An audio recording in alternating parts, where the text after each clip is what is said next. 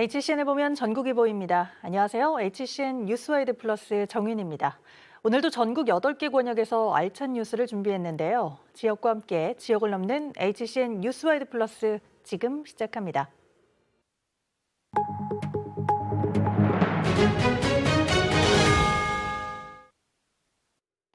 보은군이 오는 2026년까지 조성을 목표로 한 보은 제3산업단지가 거센 주민 반대에 부딪혔습니다.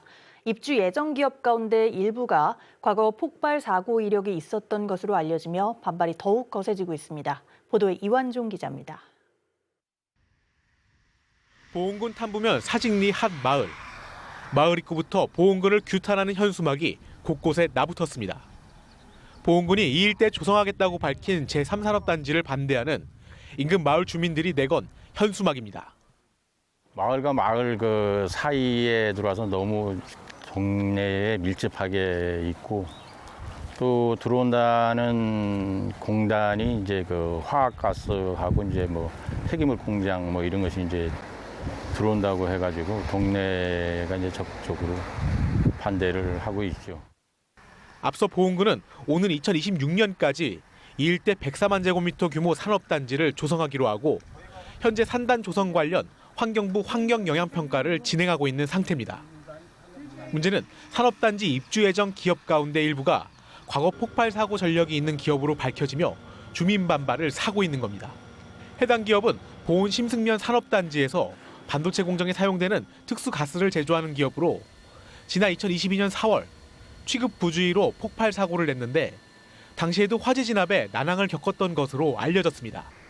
입주 양서를 제출한 또 다른 기업 역시 같은 해 경남 밀양에서 대형 폭발 사고를 냈던 것으로 알려지며 주민들은 반대 추진위원회를 꾸리고 단체 행동에 나섰습니다. 군에서는 일방적이지요. 대화도 없고 일방적으로 어디 행정을 주민들 의사를 무시하고 일방적 행정이 어디 있습니까? 첫째는 주민들 의사를 들어보고 이런 사업을 결정해야 될 거 아닙니까? 그런데 면담 요청을 해도 이제까지 면담도 안 됐고. 분양도 마무리 단계고 올해 하반기 토지 보상 등 본격적인 산단 조성에 들어갈 예정이던 군은 주민 반발 대응책 마련에 부심하고 있습니다. 의견에 대해서 저희가 뭐 그거를 다 배제하면서 하는 게 아니라 의견 수렴하고 그리고 이제 관련 법령 준수해서 문제없게 사업 추진하려고 하고 있습니다. 수십 년 삶의 터전이 한순간에 위험에 내몰렸다는 주민들. 이들의 단체 행동과 반발은 당분간 지속될 것으로 보입니다. HCN 뉴스 이완종입니다.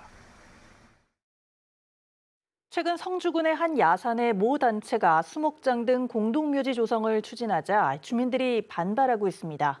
주민들은 장사시설이 들어서면 멸종위기종 등의 서식지가 파괴되고 식수 공급에도 문제가 생길 수 있다고 주장하고 있습니다. 전보근 기자가 현장을 다녀왔습니다. 79가구 120여 명이 사는 성주군의 한 마을입니다. 한동안 조용하던 마을이 다시 시끄러워졌습니다. 1년 전 취소됐던 장사시설 건립 사업이 재추진될 수 있다는 소식을 접해서입니다. 또다시 이런 사태가 일어난 것은 정말로 비참하고 행정당국에서도 왜 이런 사실을 보고만 구경만 하고 있는지 반감만 하고 있는지 정말로 안타깝습니다. 모 단체가 마을 야산에 공동묘지를 만들기 위한 법인 설립을 신청한 가운데 주민들은 사업 필요성에 공감할 수 없다고 말합니다. 인근 공원묘원 2곳이 아직 여유가 있고 한 곳은 확장 공사도 이뤄지고 있기 때문입니다. 그 마음은 다급한 그게 아니라는데 굳이 하려고 한 이유를 그 사람들한테 무슨 그게 있는가 이건이 있는 것이 뭐 하기도 하고 좀 그건 뭐 의심이 갑니다. 또 해당 야산이 천연기념물과 멸종위기종 등의 서식지인데다 아래에는 중금속을 포함한 금광이 있다고 주장합니다. 지역 주민들이 묘지의 정서상 반대하는 것도 있지만요. 실질적으로 비서로 인해서 치손이 오염되고 이 오염된 물을 실질적인 15,000명이 먹어야 되는데요. 이만큼 심각한 게 어디 있습니까? 당연히 반대해야죠. 성주군은 주민 여론을 취합하고 관련 부서별 현장 조사를 거친 뒤 경북도로 검토 보고서를 전달하기로 했습니다. 경북도는 해당 보고서를 살펴본 뒤 장사재단법인 설립 허가 여부를 결정할 계획입니다. HCN 뉴스 전보글입니다. 신대방역 출입구 인근에 난립했던 무허가 노점들이 40년 만에 철거됐습니다. 그런데 관악구가 앞으로 이 불법 노점들을 철거한 자리에 노점을 양성화해 관리한다는 계획을 밝혔는데요. 이에 대해 일부 주민들은 결국 또 다른 노점이 생기는 게 아니냐며 시큰둥한 반응입니다. 보도에 김민욱 기자입니다. 무허가 노점 난립으로 골머리를 앓아온 신대방역. 40년 가까이 자리를 지키던 불법 노점 16곳이 관악구와 상인들의 긴 줄다리기 끝에 최근에야 철거됐습니다. 보시다시피 즐비했던 노점들은 모두 다 철거된 상태입니다. 하지만 관악구가 이곳에 다시 거리 가게를 조성한다는 소식에 일부 주민들의 우려 섞인 반응도 나오고 있습니다. 노점을 철거한 관악구가 내놓은 개선 방안은 이른바 거리 가게 허가제. 기존 불법 노점들을 서울시의 가이드라인에 맞춰 세 단장을 하겠다는 건데 주민들의 반응은 시큰둥합니다. 거기 또 짓는다더만 깨끗하게 그냥 아무것도 없이 깨끗하게 넓고 서민들 잘 다니고 그렇게 넓게 그냥 해놓고 했으면 좋거든. 그 사람들이 가만히 있겠어요? 안 하면 못하게 하냐? 그때 막 항상 대화하던데. 생계형 노점상의 입장과 상권 활성화 계획엔 공감하지만 도림천 환경오염 문제를 비롯해 거리의 위생 악화를 우려하는 목소리도 적지 않습니다. 지저분하고 거리가. 아니 거리 정돈만 되고 환경만 조금 개선해가지고 좀 깨끗하게 하면 문제는 안 될 것 같은데. 여기 닭꼬치 가게도 좀 많았어. 좀 많이 보기 위생상 안 좋았습니다. 이제 주변에는 아예 먹거리가 없고 좀 거리가 활성화되면 좋을 것 같습니다. 이 같은 우려에 관악구는 상하수도 시설과 보도를 정비해 제도권 안에서 노점 위생 관리가 되도록 하겠다는 입장입니다. 또 상인들과의 지속적인 면담과 교육을 통해 거리 가게를 양성화할 계획입니다. 생계형 노점 상인들은 보호하고 주민과 좀 상생하는 방안으로 나가는 취지입니다. 테두리 안에서 서울시 이제 가이드라인에 따라서 오히려 환경이라던가 위생이라던가 안전을 더 확보하기 위해서 이 사업을 하는 40년 묵은 수건의 매듭이 풀린 신대방역 노점 문제. 상인들의 생계 유지를 위해 허가제를 대안으로 마련했지만 과연 보행 환경을 눈에 띄게 개선할 수 있을지는 미지수입니다. HCN 뉴스 김민욱입니다. 서초구 신원동 일대 본마을 등 개발 제한 구역에서 풀린 10개 마을의 종상향이 20여 년 만에 추진됩니다. 최대 4층까지 증축할 수 있고 근린 생활시설도 들어설 전망입니다. 신민식 기자의 보도입니다. 개발 제한 구역에서 해제된 10개 마을 주민들이 한자리에 모였습니다. 앞으로 동네가 어떻게 달라질 계획이라는 것을 설명하는 자리입니다. 기존 일종 전용 주거지에서 일종 일반 주거지로 종상향하는 건데 쉽게 말하면 2층까지만 건축이 가능했던 건물을 최대 4층까지 올릴 수 있게 되는 겁니다. 또 저층 공동주택이나 미용실, 슈퍼마켓 등 일종 근린생활시설 등이 들어설 수 있습니다.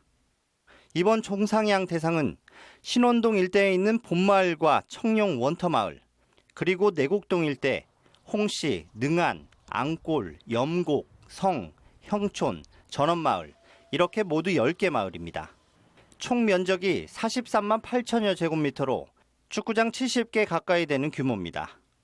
이렇게 이제 종상향되면은 업종도 좀 더 다양해지고 또 한적한 데서 살고 싶으신 분들은 건물이 올라가니까 뭐 더 많은 세대수가 늘어나니까 그분들한테 도움이 될 거고요. 종상향이 예정된 10개 마을은 지난 2002년과 2006년 개발 제한 구역에서 차례로 해제됐습니다. 이후 2008년 지구단위 계획 수립 용역에 들어갔고 열람공고와 구시 도시계획위원회 자문 등을 거쳐 20여 년 만에 지구단위 계획 결정을 앞두게 됐습니다. 주민들이 원하시는 부분이 종상향이고 또 빨리 결정되기를 원하시니 저희도 이제 최대한 노력해서 일단 5월달 심의 통과하고 6월달에 최종 고시가 되도록 최대한 노력하도록 하겠습니다. 이들 10개 마을은 내곡동 공공주택지구와 신분당선 청계산 입구역과 인접해 있어 지구단위 계획이 확정되면 양재 내곡 지역 개발에 탄력을 받을 것으로 보입니다. HCN 뉴스 신민식입니다. 흑성 뉴타운은 지금까지 절반만 완성이 됐고 나머지 반은 여전히 진행형입니다. 나머지 구역들도 사업에 박차를 가하고 있지만 구역마다 온도차를 보입니다. 박상학 기자의 보도입니다. 서반포로 불리며 흑석동에서 반포동과 가장 가까이 위치한 흑석 11구역. 종교시설 등 이주 협상을 마무리 짓고 지난 3월부터 재개발 철거가 한창입니다. 최고 16층, 총 1,522세대로 올해 8월 말 착공을 목표로 하고 있습니다. 신통기획 시범사업지인 흑석 11구역은 서울 재개발 사업장 최초로 신탁 방식을 도입해 2022년 8월 관리처분인가를 받으며 사업 속도를 내왔습니다. 특별하게 저희가 신탁 대행자 방식을 최초로 재개발해서 도입을 해서 자금 운영이나 또 이제 그 빠른 사업 진행을 위해서 전문가인 한국토지신탁에서 많이 역할을 해줘서 순조롭게 왔다고 생각을 하고 있습니다. 총 10개 구역으로 나눠진 흑석 뉴타운은 지난 2011년 5구역을 시작으로 현재 6개 구역이 입주를 마쳤습니다. 남은 구역은 1구역과 2구역, 9구역, 11구역 등 모두 4곳입니다. 이 중 1,540세대가 들어서는 9구역은 시공사 재선정 내용을 겪은 후 속도를 내면서 현재 80% 이상 철거가 진행 중입니다. 다만 종교시설 이주 문제 등으로 막바지 철거에 난항이 예상됩니다. 공공재개발로 사업을 추진 중인 흑석 2구역은 최고 49층, 주상복합 4개 동, 1,200여 세대가 들어섭니다. 2022년 시공사를 선정해 현재 촉진계획 변경을 추진 중인데 대토지를 가진 상가 소유주들의 반대가 변수로 남아 있습니다. 490여 세대에 달하는 흑석 1구역은 지난 2022년 3월 추진위원회 출범 이후 13년 만에 조합을 설립했습니다. 이들 구역들은 사업 속도는 더뎠지만 한강 조망이 가능하고 흑석역과 가깝다는 장점이 있습니다. 다만 알짜 입지라도 공사비 인상 갈등은 사업 발목을 잡을 가능성이 있습니다. 너무 과도한 분담금이 발생을 했을 때 조합원의 입장에서 이것을 감당하지 못한다고 한다면 결국에는 다른 지역으로 옮겨가야 될 가능성이 있기 때문에 흑석 7구역을 재개발한 아크로 리버하임 전용 84제곱미터는 한강 조망 등을 강점으로 지난달 26억 원 신고가를 찍으며 관심을 받았습니다. 구역마다 온도차가 있지만 흑석 뉴타운 10개 구역이 모두 완성되면 흑석동 일대는 마녀 가구의 미니 신도시급으로 탈바꿈됩니다. HCN 뉴스 박상학입니다.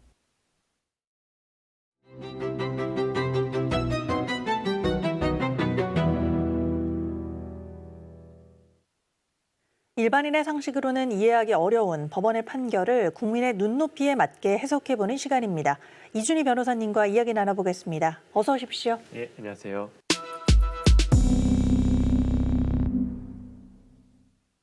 자, 만약에 교정시설에 수감돼 있던 수용자 스스로 극단적인 선택을 했다면 과연 누구의 책임일까요? 물론 법원은 국가의 손해배상 책임이 있다고 판단을 했습니다.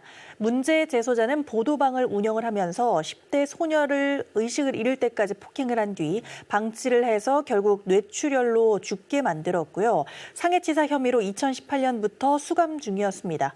자, 그러다가 2020년 항소심이 기각이 되고 10년형이 확정되자 극단적인 선택을 했고 이후 유족이 국가를 상대로 손해배상 청구 소송을 제기를 했습니다. 자, 변호사님, 이 사건은 좀 어떻게 보고 계신가요? 네. 아마 이 사건을 접하는 어떤 일반 국민의 시각에서는 아니 왜 재소자가 스스로 극단적인 선택을 했는데 도대체 왜 국가가 책임을 지냐?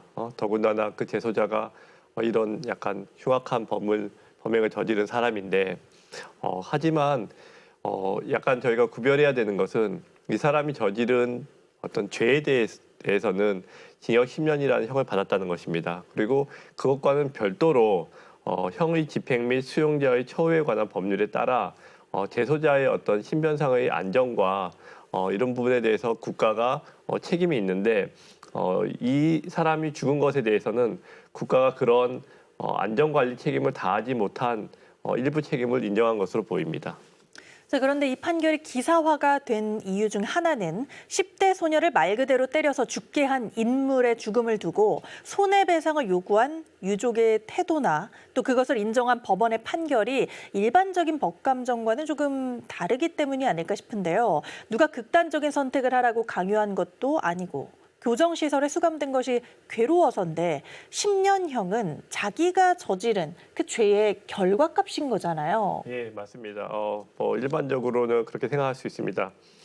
근데 제가 판결문을 구체적으로 읽어보지는 못했습니다만 사안의 개요를 들어보면 이 재소자의 경우에 수감 중 정신질환 진단으로 수면제 등 약물을 복용했고 이를 이용해서 과다 복용으로 자살 시도를 여러 번 한 것으로 알려져 있습니다. 그렇다면 이 사람의 어떤 기질상 또 이 사람의 어떤 그 전에 했던 행동들을 보면 또다시 극단적인 시도를 반복할 위험이 크므로 소지품 수색 등을 통해서 좀 더 강화를 했었어야 하는 것이 아닌가 싶습니다. 다만 법원은 판결을 통해서 국가의 책임을 10%보다는 적게 인정했는데요. 사실 손해배상에서 그 책임이 10%보다 적은 거는 거의 사실 손해배상을 인정하지 않은 것과 다르지 않습니다. 하지만 여튼 국가도 잘 관리하지 못한 책임이 조금 있다고 판단한 것입니다. 참 어렵네요. 물론 관리에 책임이 있다고는 해도 죽은 10대 소년은 또 유족은 과연 보상을 받았을까요? 상해치사 사건의 피해자도 아니고 범인의 죽음을 국가가 책임을 진다라고 하니 어찌 보면 참 아이러니하고요. 이렇게 손해배상 책임이 지워지게 되면 교도관들도 당연히 더 위축되고 신경 써야 할 것들이 많으니 힘들어질 것 같아요. 예, 맞습니다.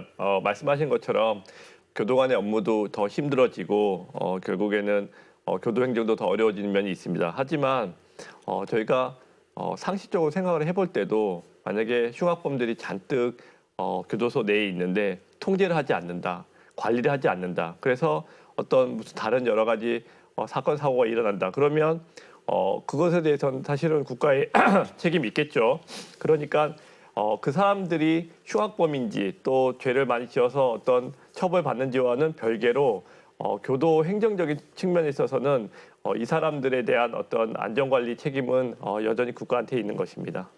만약 이렇게 수용자들이 문제를 일으키게 될 경우 교도관들은 억울할 수도 있을 것 같고요. 조금 더 엄격하고 철저하게 관리를 할 수 있도록 또 권한도 줘야 할 것 같은데 보도에 따르면 노인과 부녀자 등 20명을 죽인 연쇄 살인범이죠. 유영철까지도 어차피 더 잃을 것이 없는 사형수라고 하면서 교도관에게 폭행을 행사한다고 하더라고요. 자, 그럼 이렇게 되면 교정시설에서는 어떤 식으로 현재 대처를 하고 있는지도 궁금해요. 제가 교도소 내부의 일들을 정확히 알기는 어렵습니다만은 듣기로는 네. 최대한 그 사람들을 자극하지 않는 범위 내에서 한다고 들었고요. 네. 또 형의 집행 및 수용자의 처우에 관한 법률에는 따로 조항들을 두어서 이러한 사형 수들에 대해서는 조금 더 다른 규정들을 둬서 조금 더 관리하도록 하고 있습니다. 아니, 단어가 참 그렇습니다. 자극하지 않도록. 하지만 더 강하게 처벌하고 또 통제를 해야 된다라고 하는 게 국민 다수의 생각일 것 같습니다. 때문에 오늘의 사건처럼 교정시설 내에서 극단적인 선택을 한 경우까지 국가의 책임을 인정하는 것이 국민의 법 감정과는 당연히 맞지 않아 보이는 거고요. 끝으로 우리 변호사님 한 말씀 좀 부탁드릴게요. 예, 처음에 이 사건을 보시면 아니 그 사람이 몰래 숨겨놓은 약으로 자살한 것까지 국가가 책임이 있냐 이렇게 생각할 수 있습니다. 하지만 교도소에 수감된 사람을 방치한다면 오히려 그것이 국가의 책임을 다하지 않은 것입니다. 일반인의 관점에서는 이 사건이 다소 의아하게 보이실지 몰라도 법적인 관점에서는 당연한 판결이 아닌가 싶습니다. 처음에 유족이 요구한 보상금은 7,200만 원 정도였는데 결국 국가의 책임을 10% 이내로 제한해서 1,400만 원으로 책정된 바 있습니다. 오히려 법원은 국가의 편을 최대한 대로 들었다고 오히려 볼 수 있습니다. 그렇군요. 물론 수용자도 당연히 인권이 있고요. 국가의 보호를 받아야겠죠. 그런데 그런 관점에서 본다면 죽은 10대 소녀의 인권이나 존엄성은 누가 보호를 해줬어야 했을까요? 또 더불어 누군가의 범행으로 상처받은 수많은 피해자들은요.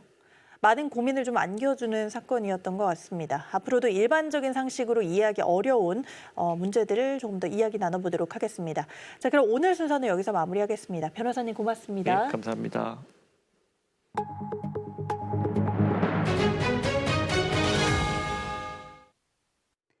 매년 감소하는 공보일 수에 농어촌과 도서 지역의 공공의료 공백은 더욱 심화되고 있습니다.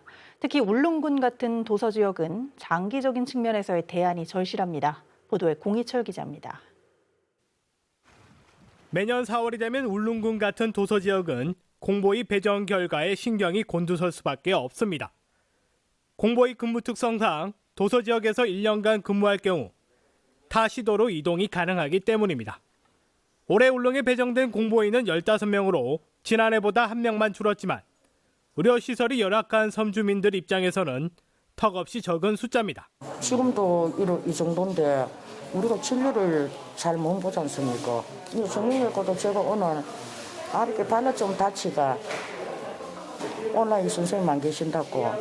더 큰 문제는 필수 진료 과목인 소아청소년과 공보위는 1명도 없다는 겁니다.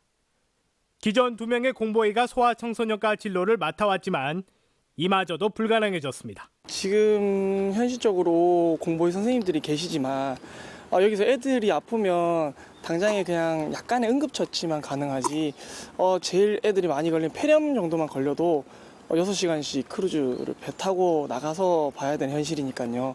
이처럼 울릉의 경우 공공의료 서비스 불균형이 심화하고 있지만 더 나아질 거란 기대도 어려운 게 현실입니다. 특히 예를 들면은 소아청소년과라든지 이런 과에 대해서는 전문의 확보가 어려워갖고 적절한 의료 수요를 감당하기 힘들 것 같습니다. 그런데 향후에도 이게 또 잘 될 수 있다는 그런 확신이 없는 관계로 인해 가지고 울릉을 찾는 관광객이 꾸준히 늘고 있는데 반해 이에 맞는 의료 체계 구축이 시급한 대목입니다. 지금 군에서는 100만 관광 시대를 준비한다고 하시는데 지금 교육이나 의료가 너무 낙후되어 있는 게 현실이고 조금만 큰 병이 있으면 다 육지 가라. 의사들조차도 그렇게 말씀을 하시거든요. 지금 있는 의사들이 그렇게 말하는데 더 열악해진다면 앞으로는 진짜 여기서 의료를 과연 서비스를 받을 수 있을지조차 의문인 것 같습니다. 공보위 보강이 악화하지는 않았지만 필수과 보건의의 부재라는 현실에 직면한 울릉군. 공보위 감소에 따른 소아 청소년과 진로에 난항이 예상되는 가운데 울릉군의 의료 공백이 또다시 지역 현안으로 부상할 전망입니다. HC 뉴스 공희철입니다. 포항시가 지난 2016년부터 추진해온 항사댐 건설 작업이 속도를 내고 있습니다. 예비 타당성 조사가 면죄된 이후 지난해 타당성 조사에 착수했는데 이번에는 주민 설명회가 개최됐습니다. 윤경보 기자의 보도입니다. 시간당 100mm의 집중호우와 냉천 범람으로 인한 역대 최악의 수해. 지난 2022년 9월 5,000읍 일대를 쑥대밭으로 만들고 주민들의 목숨을 앗아간 태풍 흰남노는 항사댐 건설의 결정적인 계기가 됐습니다. 거의 천재지변급의 그런 재해가 발생했는데 가급적 이런 재해가 발생하지 않도록 불가피하게 이렇게 사후 대책으로 사전에 막지 못하고 대책을 피해를 입고 대책을 마련하는 경우도 있고 사망 9명, 부상 13명, 피해액 234억 원 규모의 역대급 폭우를 경험한 주민들은 하루빨리 항사댐이 건설되기를 바라고 있습니다. 이거는 뭘 맞고 안 맞고 이런 무슨 어떤 설명이 필요 없이 아마 10년, 20년부터 문제가 발생된다고 고방했는데 이거 인재래요, 인재. 사람이 9명이나 죽고 5천 원민이 어떻게 됐습니까? 때문에 항사댐 건설도 속도를 내고 있습니다.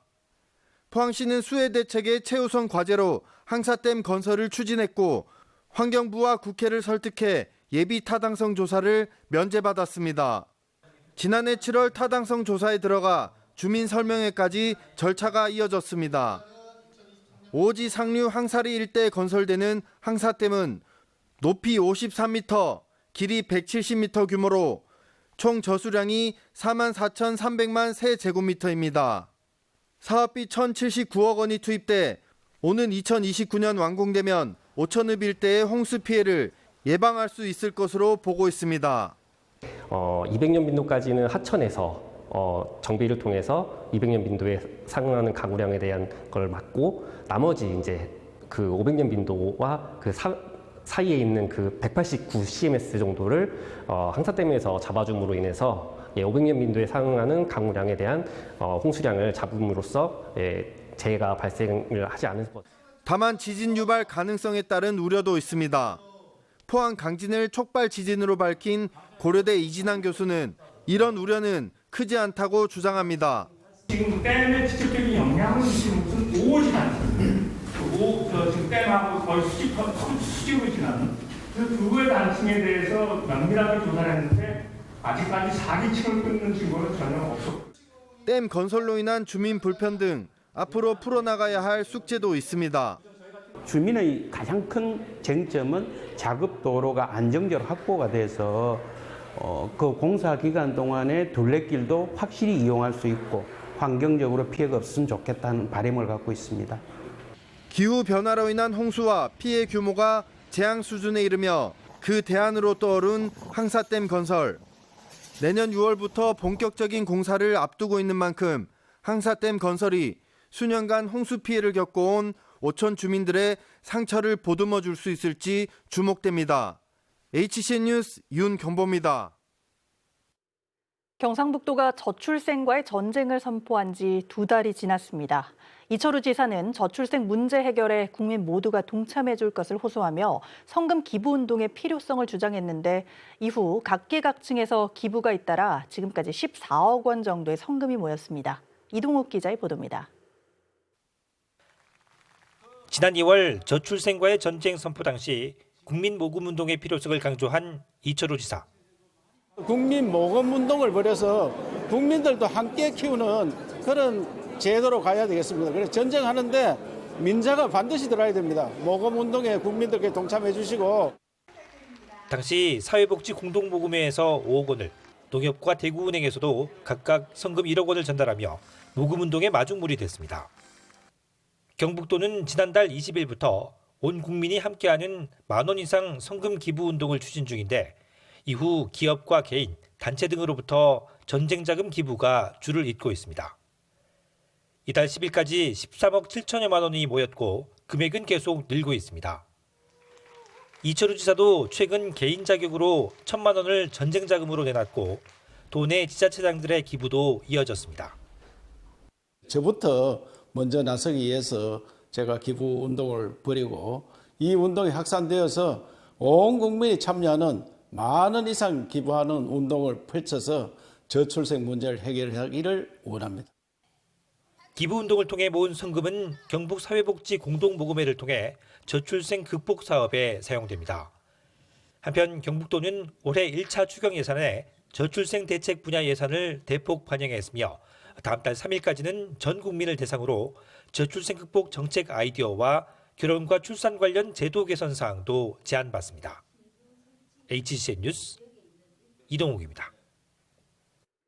온라인 등에서 판매되는 구독형 도시락에서 식중독균이 검출됐습니다. 한국소비자원은 시중에서 유통 중인 구독형 도시락 54개 제품 중에 대한 안전성을 조사한 결과 4개 제품에서 살모넬라와 대장균 등 병원성 세균이 확인됐습니다. 이에 해당 제품에 대한 판매 중지 및 재고 폐기를 완료한 뒤 식품의약품안전처에 추가 점검 등을 요청했습니다. 서울시 대중교통 무제한 이용권인 기후동행카드 출시 이후 이용자의 4%는 평소 타던 승용차 대신 대중교통을 이용하는 것으로 나타났습니다. 서울시가 팀원이에 의뢰해 기후동행카드 이용자 2,800여 명을 대상으로 지난달 8일부터 11일까지 설문조사한 결과 응답자의 약 4%, 127명은 상시 이용하던 승용차 대신 대중교통을 많이 이용했다고 답했습니다.